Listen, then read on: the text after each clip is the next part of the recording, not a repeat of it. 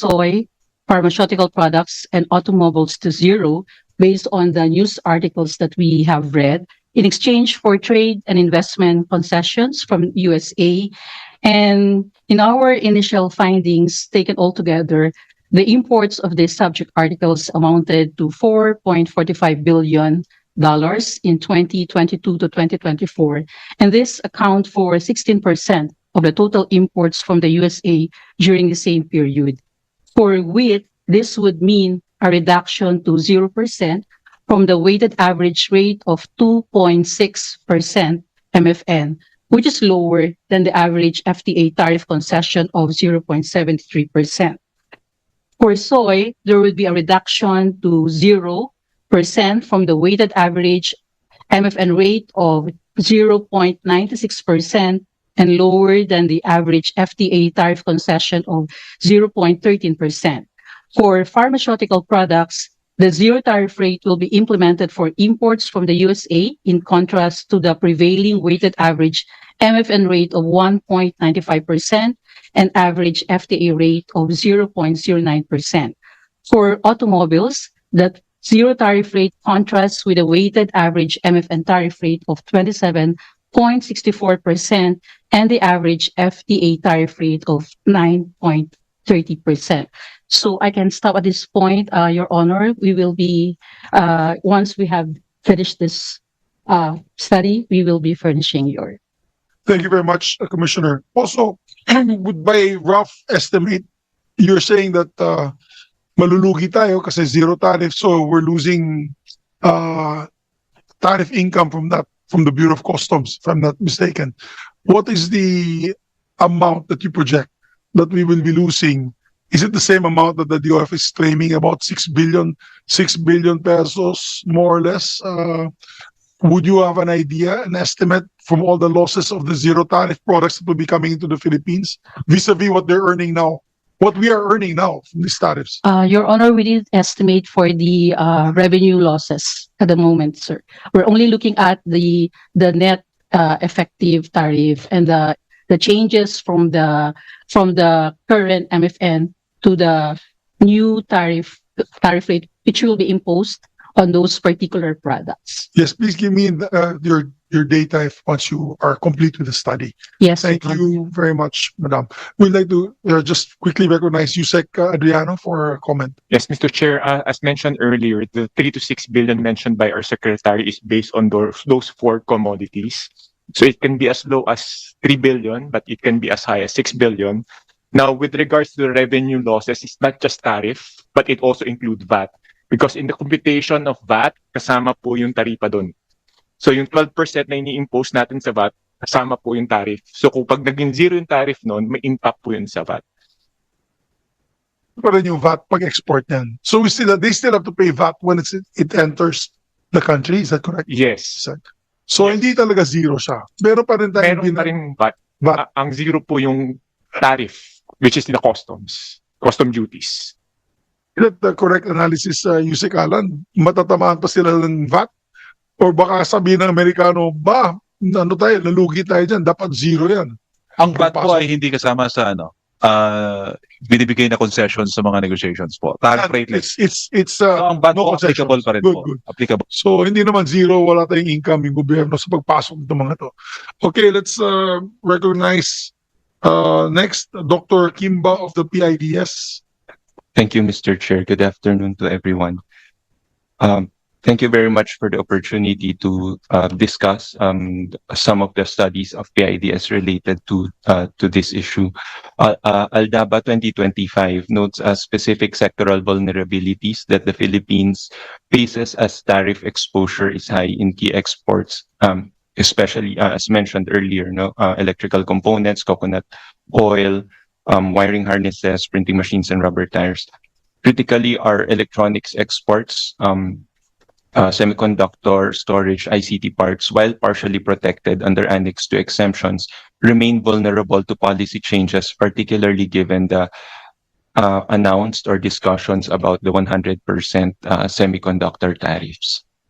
There's a very recent projection by the LSEG showing that the forecasted earnings for different companies in ASEAN,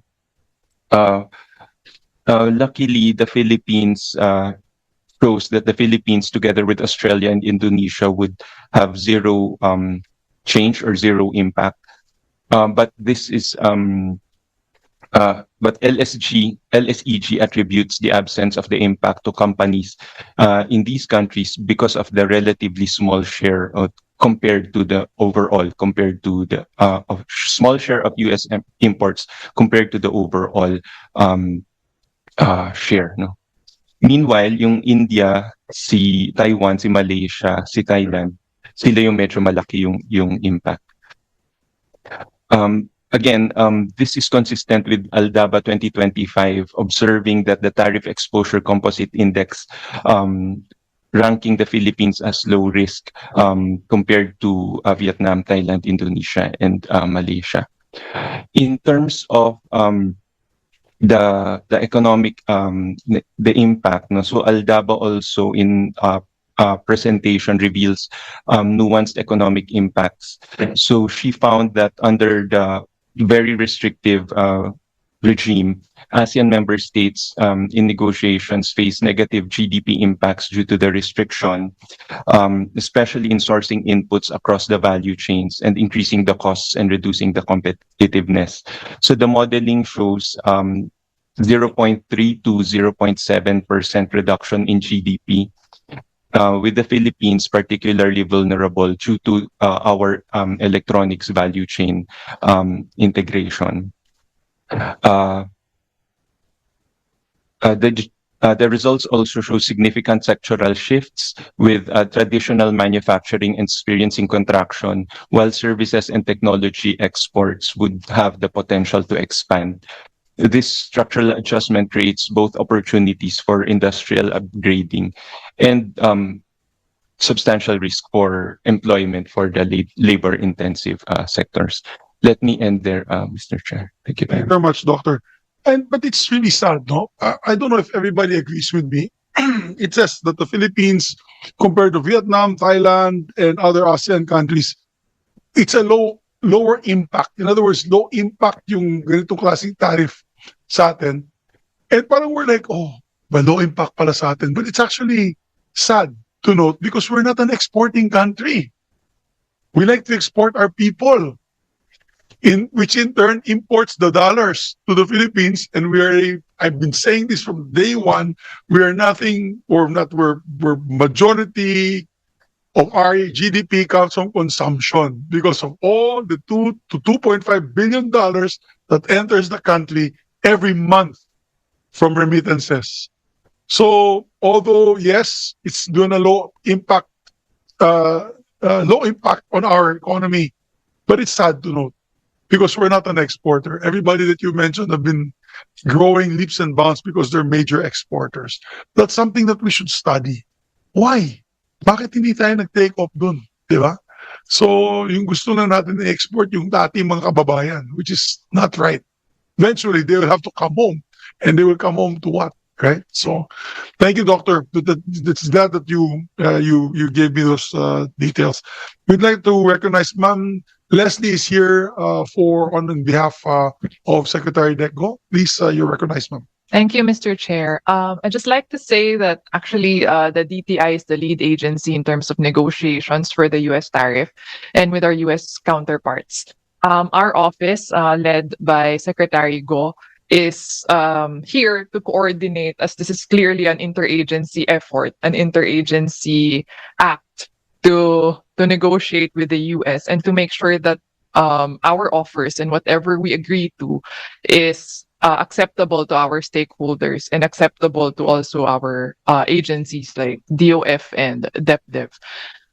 I just also like to put into context that this move of the US is actually aimed towards balancing their trade flows to address trade deficits, to strengthen their domestic manufacturing capacity and advance their innovation interest to protect key industries and support American-made products.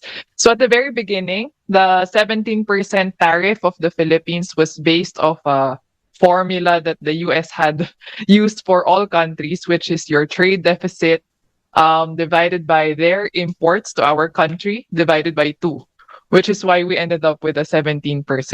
And then afterwards, there was a letter that was sent to all countries, which raised our tariff rate to 20%. And that was despite our efforts to negotiate. And then later on, with the president going to the US, it was brought down to 19%.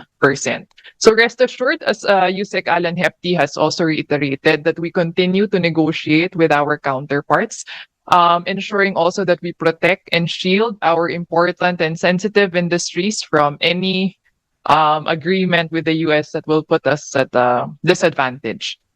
I'd also like to clarify, Mr. Chair, on the investments, on the $21 billion investment. This was secured during the visit of the President to the United States. And I can share some details about it based on what we have also released publicly. First is the investment or the planned investment of Bonsecor's Mercy Health, which is a US healthcare company. They have expressed their interest to put up a tertiary hospital in the Philippines. So right now we are assisting them in looking for a location in our country. So we are advancing with that, and we hope that will happen soon. Their amount pledged, Mr. Chair, was $500 million.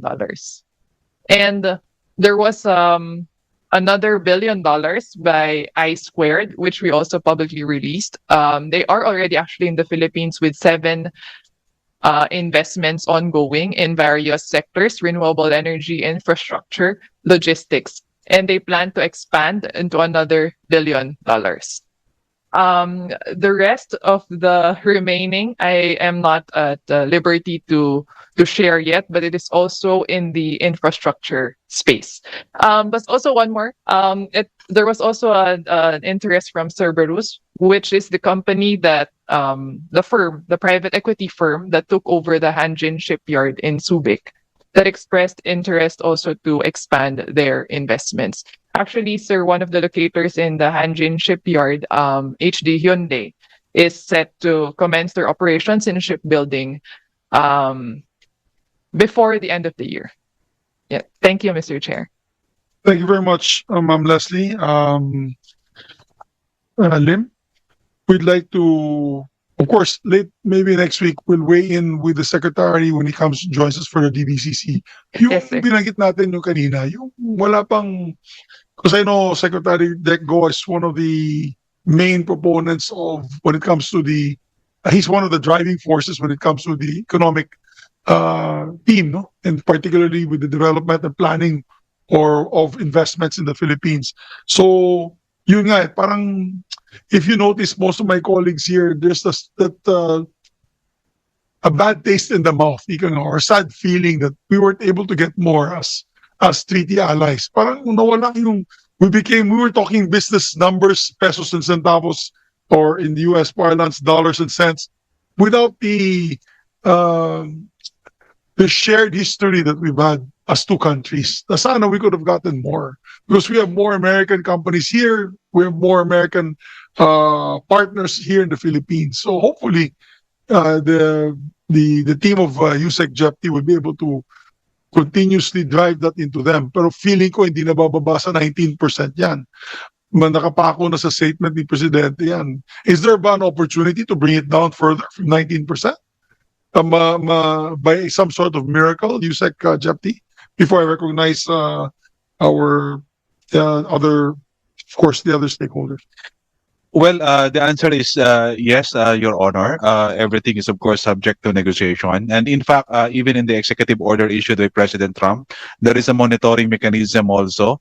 It can also be increased depending on, of course, the progress of the negotiation and also the actions taken by the trading partner. So there are many factors to be considered, Your Honor, on that. Thank you very much, Yusek. So parang mukhang malabo yan. Malabo pa, unless some convening factors will happen that they can bring down the tariff rates.